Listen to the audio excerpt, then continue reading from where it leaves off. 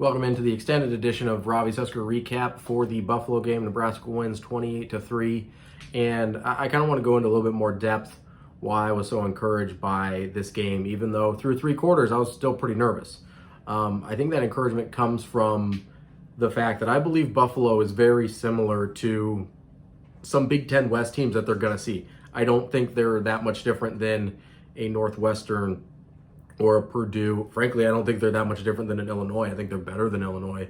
I think they're better than a Purdue and a Northwestern this year.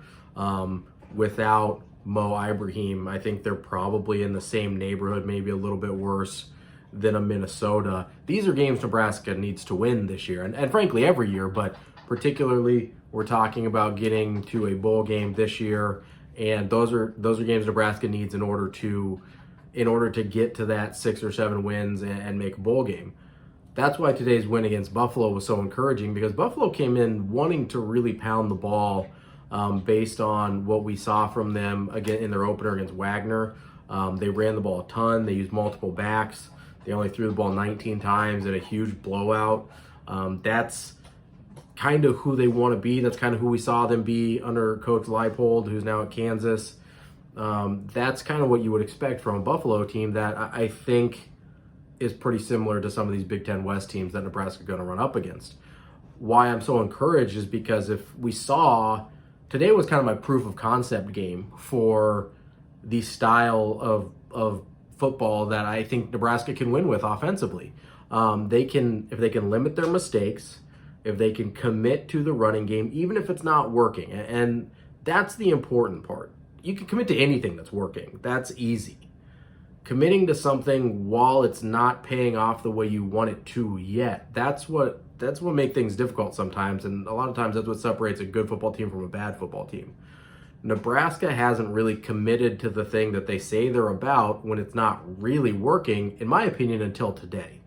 And that was really encouraging, because those chunk plays that Nebraska ended up with, whether it was the long run by Adrian Martinez, whether it was the chunk plays to Toure over the top, those are set up by constantly pounding the rock, even if it's not as successful as you want it to be.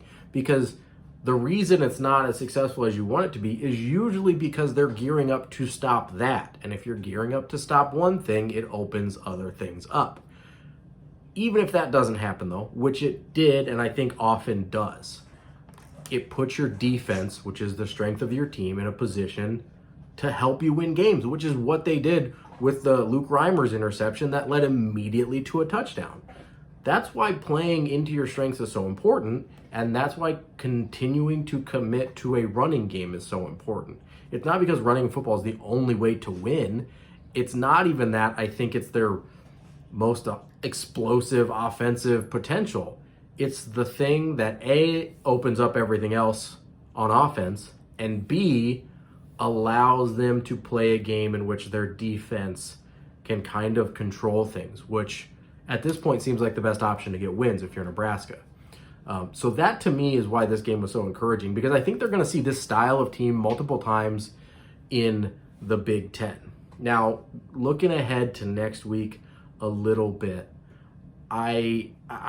nothing that's happened this year has changed how I feel about what's going to happen in Oklahoma, whether on the Nebraska side or the Oklahoma side. That scare against Tulane, while discouraging for Oklahoma fans, I don't think that makes it any more likely that Nebraska pulls a miracle upset. What I think is likely is that Nebraska loses by 2 or 3 touchdowns, if I'm being honest. The last line I saw was 18, 19, somewhere in there, so that's in between 2 and 3 touchdowns. And I think they're gonna get beat pretty handily, but what becomes important is how they respond to that. Because what we saw today was a Nebraska team that, yeah, there might have been a couple phantom calls that cost them touchdowns, right? The pass interference on the Toure catch down the sideline, the holding call on the incredible Betts catch in the end zone. Those, you can make an argument that those were phantom calls that cost Nebraska touchdowns. Here's what I liked about it, though. Nebraska didn't let those calls derail their game or their game plan, maybe more importantly.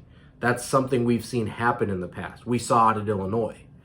So to me, that's really encouraging. Now we need to see that on a larger scale, where I expect them to have a setback next week at Oklahoma. I think everybody does. But once they get that setback, what do they look like against Michigan State? That to me is going to be really interesting, and it'll tell me if they've actually grown and matured as a team the way it kind of looked like they did against Fordham. It kind of looked like they did against Buffalo. But we need a proof of concept against a conference opponent, and we need proof of concept against real Power 5 football now. We got our proof of concept in general today against Buffalo. Now we need to put it to the test against Power 5 competition.